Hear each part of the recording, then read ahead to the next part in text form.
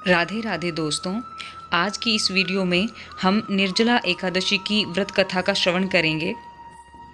किसी भी व्रत में ये 3 कार्य करने से ही हमें उस व्रत का संपूर्ण फल प्राप्त होता है। पहला कार्य व्रत का संकल्प लेना, दूसरा कार्य व्रत की कथा सुनना और तीसरा कार्य व्रत का सही समय पर पारण करना। ये 3 कार्य करने से ही हमें किसी भी व्रत का संपूर्ण फल प्राप्त होता है। तो आइए श्रवण करते हैं निर्जला एकादशी व्रत की कथा। एक बार भीमसेन जी ने कहा, हे पितामह, भ्राता युधिष्ठिर, माता कुंती, द्रौपदी, अर्जुन, नकुल और सहदेव आदि सभी एकादशी के दिन व्रत करते हैं और मुझसे अन्न खाने को मना करते हैं। मैं उनसे कहता हूँ कि भाई, मैं भक्तिपूर्वक भगवान की पूजा तो कर सकता हूँ और दान भी दे सकता हूँ, परंतु एकादशी के दिन भूखा नहीं रह सकता। इस पर व्यास जी बोले, हे भीमसेन, यदि तुम नरक बुरा और स्वर्ग अच्छा समझते हो तो प्रत्येक मास की दोनों एकादशियों को अन्न नहीं खाया करो। इस पर भीमसेन जी बोले, हे पितामह, आपसे प्रथम मैं कह चुका हूँ कि मैं एक दिन में एक समय भी भोजन किए बिना नहीं रह सकता। फिर मेरे लिए पूरे दिन का उपवास करना तो कितना कठिन है। मेरे पेट में अग्नि का वास है जो अधिक अन्न खाने पर ही शांत होती है। यदि मैं प्रयत्न करूं तो एक दिन व्रत अवश्य कर सकता हूं। अतः आप मुझे कोई ऐसा व्रत बतलाएं जिससे मुझे स्वर्ग की प्राप्ति हो सके। श्री व्यास जी बोले, हे वायुपुत्र, बड़े बड़े ऋषि महर्षियों ने बहुत से शास्त्र आदि बनाए हैं। यदि कलयुग में मनुष्य उस पर आचरण करे तो अवश्य ही मुक्ति को प्राप्त होता है। उनमें धन बहुत कम खर्च होता है। उसमें से जो पुराणों का सार है उसे कहता हूँ कि मनुष्य को दोनों पक्षों की एकादशियों का व्रत करना चाहिए। इससे उन्हें स्वर्ग की प्राप्ति होती है।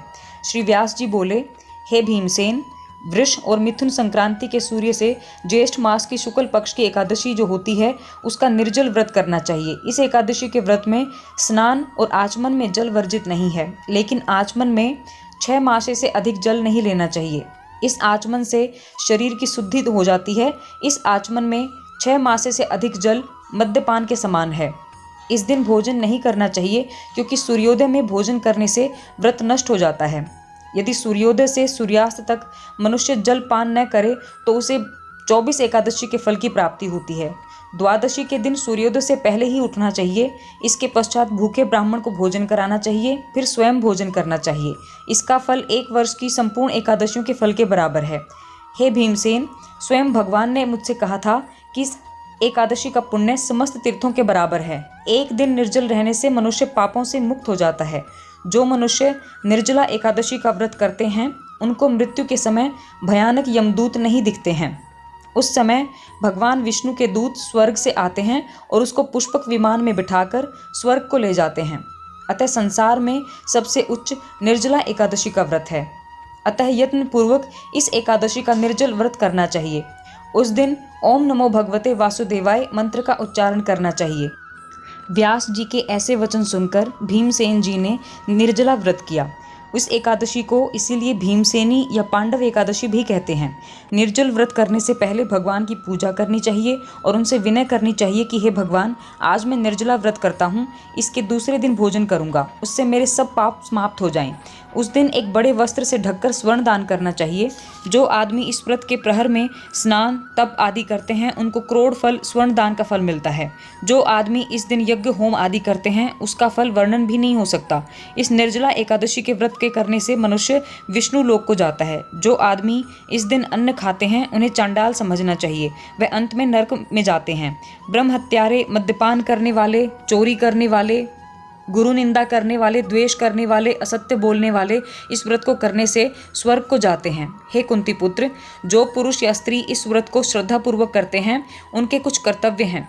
सबसे पहले उन्हें विष्णु भगवान की पूजा करनी चाहिए। तत्पश्चात गौ का दान करना चाहिए। उस दिन ब्राह्मणों को दक्षिणा, मिष्ठान आदि देना चाहिए।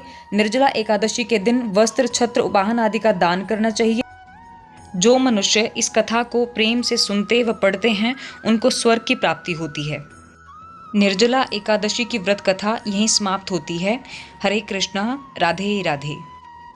इस कथा को प्रेम से सुनें और दूसरों को भी सुनाएं और ज़्यादा से ज़्यादा शेयर करें ताकि आपको अधिक पुण्य की प्राप्ति हो। एकादशी के दिन ज़्यादा से ज़्यादा भगवान का नाम जप करें। एकादशी के व्रत के दिन अधिक से अधिक संयम बरतना चाहिए। किसी से भी ईर्ष्या, द्वेष आदि नहीं करना चाहिए। किसी की निंदा, चुगली नहीं करनी चाहिए और क्रोध करने से भी बचना चाहिए। इन सब के कारण हमारे व्रत का पुण्यफल अक्षुण्ण हो जाता है। इसीलिए ज़्यादा से ज़्यादा नाम जप में मन लगाएं। राधे राधे।